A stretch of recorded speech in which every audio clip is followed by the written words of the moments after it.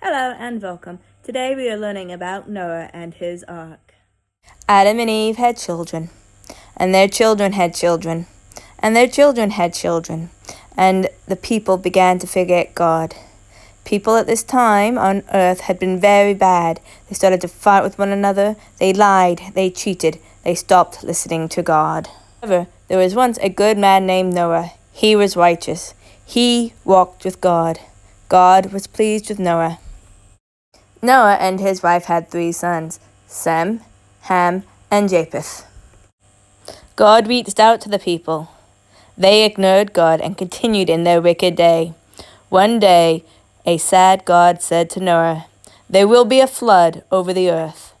I want you to build an ark, make it strong, and put a roof over the top."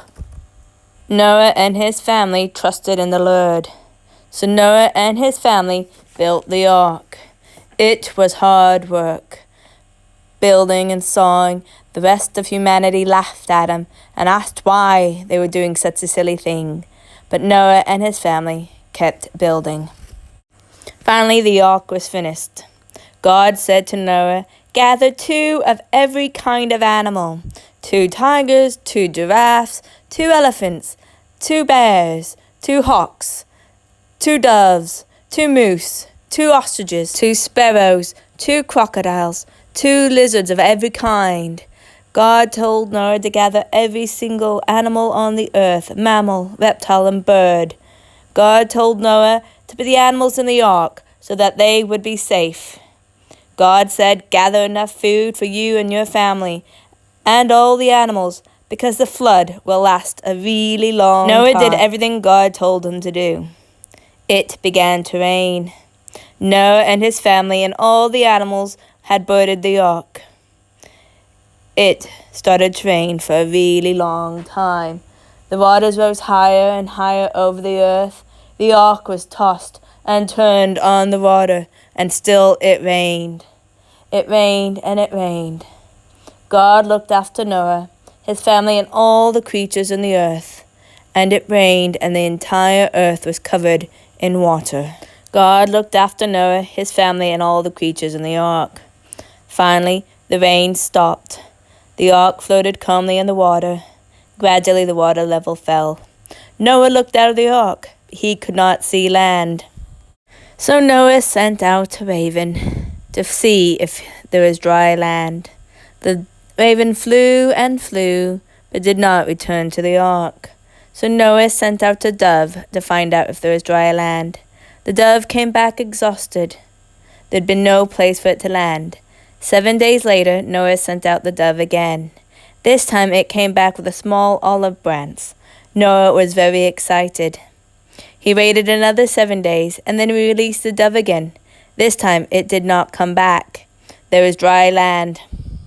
"Come out of the ark! Let the animals go free to live on the earth." Noah, his family, and all the animals left the ark. Noah built an altar and gave thanks to God. God then put a beautiful rainbow across the sky. God said to Noah, "Look at the bow in the sky. It is a sign of a covenant I make with you and all living creatures. I will protect and care for all of creation. The earth will not be destroyed again in a flood. I am with you." Noah and his family lived on the earth for many, many more years. Have you ever made a promise? Have you ever broken a promise? Promises are important, and sometimes we struggle to keep them. But God, He always keeps His promise. After God cleaned the earth, God made a promise to Noah and mankind. God promised that He would never again destroy the whole earth with a flood.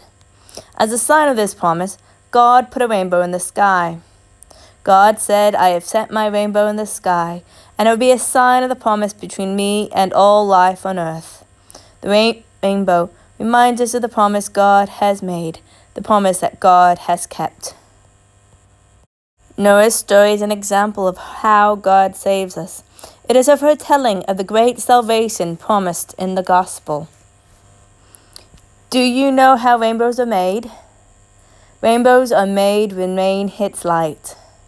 God was telling us something when He put the rainbow in the sky. He was not only promising, to not flood the earth again. God was telling us that even when we mess up, even when we sin and our lives are stormy and yucky, if we look to God, the light of the world, it will be all right. Our stormy lives, mixed with God, create something beautiful and colorful. God always has a plan for us. No matter what is going on in our lives, God is there for us. God lights our lives. The light of the world enters into our life. God is with us. God walks among us. So when you see a rainbow, remind yourself of God's promise. Remember when it is storming inside. Remember when our lives are messy. God makes something truly beautiful out of us. Remember God's sacrifice, His love for you, His promise of redemption. I pray that we are reminded of God's love every time we see a rainbow. Remember how God is there for us and how much He loves us. Amen. Today's activity is a crossword with the clues at the bottom. See if you can figure out what the clues are without looking at the words at the bottom. We love to see your finished product, so please do post in the comments. See you next week. Bye.